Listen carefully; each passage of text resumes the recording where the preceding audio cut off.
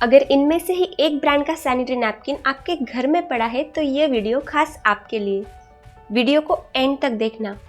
आई बेट ये वीडियो देखने के बाद आपके होश उड़ जाएंगे, क्योंकि आज आपको पता चलेगा कि आपसे साफ सुथरी और सेफ पीरियड का वादा करने वाले ये प्रोडक्ट आखिर कितनी सफाई से बनते हैं और आपकी सेहत के साथ किस हद तक खिलवाड़ किया जाता है। आपने यही नैपकिन्स क्यों चुने?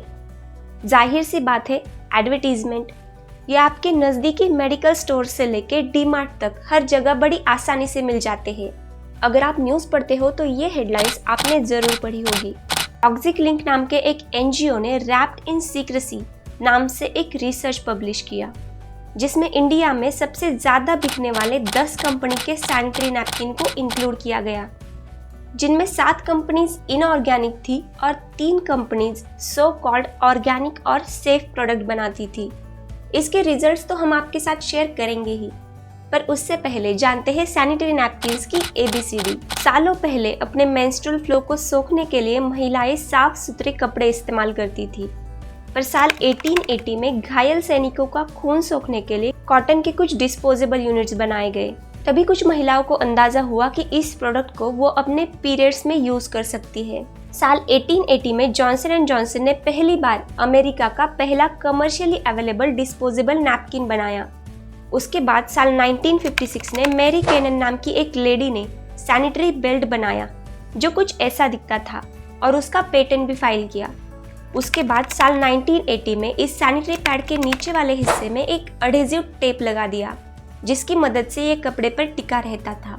इस इन्वेंशन के बाद बेल्ट वाले सैनिटरी नैपकिन्स मार्केट से जैसे गायब ही हो गए। एक 1980 का दौर है और एक आज का। बीच के इस 40 से 45 सालों में इन सैनिटरी नैपकिन की डिमांड इतनी तेजी से बढ़ी। इस बढ़ती डिमांड के चलते कई कंपनीज ने इस बिजनेस में अपना कदम रख दिया। कंपटीशन बढ़ा। कंपटीशन में टिके रहने के लिए कंपनीज किसी भी हद तक जाने के लिए तैयार हो गई। तो आज आपके घर में जो सैनिटरी नैपकिन्स पड़े हैं वो कैसे बनते हैं, आइए जानते हैं। आपको क्या लगता है कितनी लेयर्स होगी इसमें? पूरी 6 से 7 लेयर्स को मिलाकर ये क्विक एब्जॉर्बिंग, ड्राई फील देने वाला, सॉफ्ट और अच्छी खुशबू देने वाला पैड बनता है। इसमें सबसे पहली लेयर आती है टॉप शीट, जो बहुत ज़्यादा सॉफ्ट और बहुत ज़्यादा वाइट होती है, जो पूरे 4 से 6 दिन आपके सेंसिटिव एरिया के कांटेक्ट में 24 घंटे रहती है। इसमें पोर्स बने होते हैं, जिसके ऊपर फ्लूइड गिरने के बाद तुरंत ही वो दूसरी लेयर में चला जाता है। ये जनरली पॉलीप्रोपिलीन या पॉलीइथिलीन से बनी होती है। दूसरी लेयर होती है ट्रांसफर लेयर, जो जनरली सिंथेटिक फाइबर या कॉटन से बनी होती है, जो लिक्विड को फैलाने का काम करती है। इसके बाद जो लेयर आती है उसे कहते हैं एब्जॉर्बेंट लेयर। इस लेयर में डले होते हैं सैप यानी कि सुपर एब्जॉर्बिंग पॉलीमर्स, जैसे सोडियम पॉलीएक्रिलेट। जैसे ही इस लेयर में लिक्विड आता है, ये उसे तुरंत एब्जॉर्ब कर लेता है। इसमें कई सारे जेलिंग एजेंट्स भी डलते हैं, जो लिक्विड का कन्वर्जन तुरंत जेल में कर देते हैं। इसके बाद आती है नैपकिन की बैरियर लेयर, जो पॉलीइथिलीन या पेट्रोकेमिकल से बनी होती है। इसके बाद आती है एडहेसिव ग्लू लेयर, जिसमें हॉट मेल्टेड ग्लू लगा होता है ताकि नैपकिन अपनी जगह स्टेबल रहे। और आखिर में आता है रिलीज पेपर। आपके सैनिटरी नैपकिन को एक्स्ट्रा सॉफ्ट बनाने के लिए इसमें थैलेट्स डाले जाते हैं।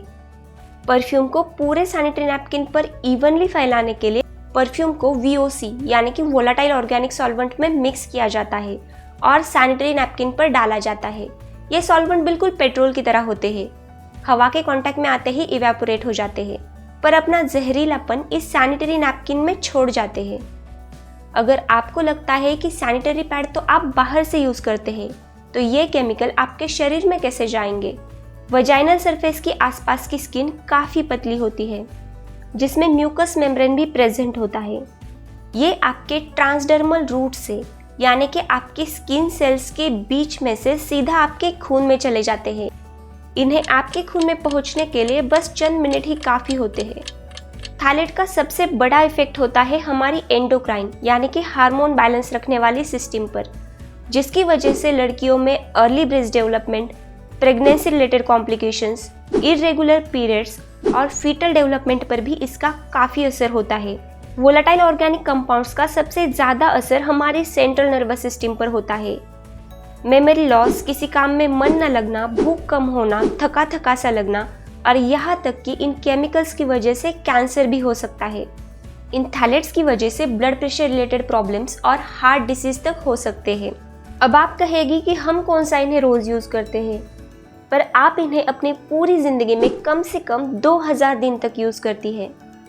इंडिया में 35.5 करोड़ मेंस्ट्रुएटिंग पॉपुलेशन है और इनमें से 64% वुमेन्स सैनिटरी नैपकिन को फर्स्ट चॉइस मानती है।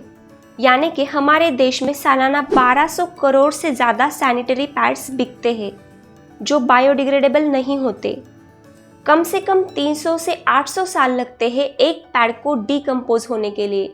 उसके बाद भी ये पूरी तरह डिकम्पोज नहीं होता, ये कन्वर्ट होता है माइक्रोप्लास्टिक्स में।